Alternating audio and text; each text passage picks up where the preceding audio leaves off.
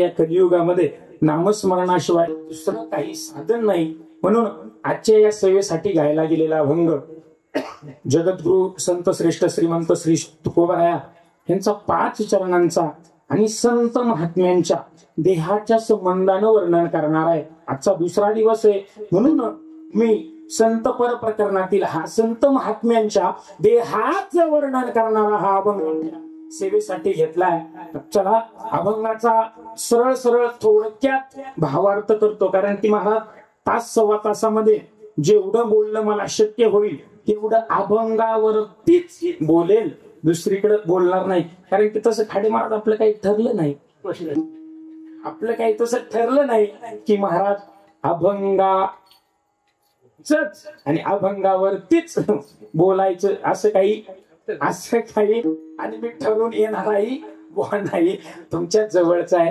त्याच्यामुळे काही असं काही नाही, तुम्ही सगळे मला देवरूप श्रोते सज्जन आहात. तर चला जास्तीचं काही बोलत नाही, अभंगाच्या पदापदाचं सरळ थोडक्यात भावार्थ सांगतो, म्हणजे जेणेकरून कुणी म्हणायला नको बुवानी अभंग सोडला. कारण की ज्यांनी अभंगाला सोडलं त्यांना अभंगांनी सोडलं, आणि ज्यांनी अभंगाला धरलं त्यांना अभंगांनी धरलं, श्री तुकोबारायांनी धरलं. म्हणून अभंगाचा सरळ सरळ भावार्थ सांगतो. श्री तुकोबाराय म्हणाले, बाबा सज्जनाओ, संत महात्म्यांचा देह कशानं पवित्र झाला, त्यांची वाणी कशानं पुण्यवान झाली, पवित्र तो म्हणाले श्री तुकोबाराय, हा नाही म्हणाले, पवित्र तो म्हणाले. तर तो देह कशानं पवित्र झाला आणि ती वाणी कशानं पुण्यवान झाली, तर त्या पुढच्या चरणामध्ये सांगितलं, जो वदे काय, जो वदे अच्युत नाम भगवान पंढरीश परमात्मा, त्याच्या नामानं त्या संत महात्म्यांचा देहही पवित्र झाला आणि वाणीही पुण्यवान झाली. म्हणून संत महात्मे सांगतात, सज्जनाओ तुम्ही हेच करा. काय करा, तर भगवान पंढरीश परमात्म्याचं चिंतन करा. नाही तुम्हाला त्यांचं भगवान पंढरीश परमात्म्याचं चिंतन करायला जमलं तर काय करा, पुण्यवंत व्हावे. घेता सज्जनांची नावे, जे कोणी सज्जन आहेत मी सांगणार आहे. प्रस्तावना झाल्यानंतर सज्जनांची यादी आपल्या समोर मांडणार आहे, आपल्याच भागातल्या सज्जनांची, लांबच्या सज्जनांची नाही सांगणार. तर चला, हा झाला पहिल्या चरणाचा अर्थ. समजला का? नाही समजला तर बिंदास हो म्हणा, जाऊ द्या मरू द्या, 1.25 तास कसं तरी मढ. त्याच्यामुळे नाही समजलं तरी मान हलवा आणि समजलं तरी मान हलवा. कसं आहे, मला जरा थोडीशी असं हसून खेळून कीर्तन करण्याची सवय, त्याच्यामुळे काही कोणी नाराज होऊ नका.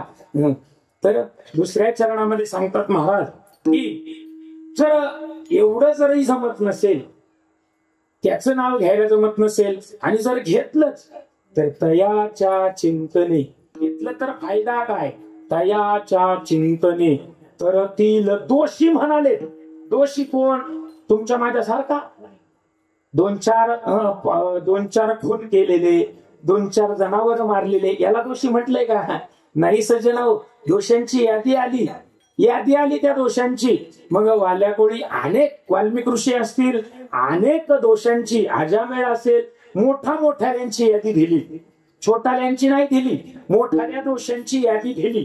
तयाच्या चिंतने तरतील दोषी जळतील राशी. राशी म्हटले बरं का, गंजी नाही, ढिगारा नाही, राशी म्हटलंय श्री तुकोबारायांनी. श्री तुकोबारायांनी जाणून बुजून शब्द खर्च केले, प्रत्येक एक ना एक. आणि सज्जनाओ, बोलता बोलता बोलून जातो. ज्याला जीवन कसं जगायचं ज्याला वाटतं ना, तो विटेवरती उभा असणारा मालक भेटावा. त्यानं फक्त जगद्गुरु तुकोबारायांच्या अभंगाप्रमाणे जीवन जगावं. विटेवरचा मालक नक्की भेटल्याशिवाय राहणार नाही. नका कीर्तन करू, नका नामस्मरण करू. फक्त माझ्या श्री तुकोबारायांना आणि ज्ञानोबारायांना जी 9000 ओव्यांचा जो ज्ञानेश्वरी ग्रंथ तुमच्या माझ्यासाठी खर्च केला श्री तुकोबारायांनी, मस्त 1 कोटी अभंग आहेत, पण त्याच्यातले आपल्याला 4492 अभंग आपल्या हाताला सापडले. तेवढ्या अभंगांच्या न्यायानं जगण्याचा जरी प्रयत्न केला, निश्चित तो मालक भेटल्याशिवाय येणार नाही. म्हणून तयाच्या चिंतने तरतील दोषी जळतील राशी पातकांच्या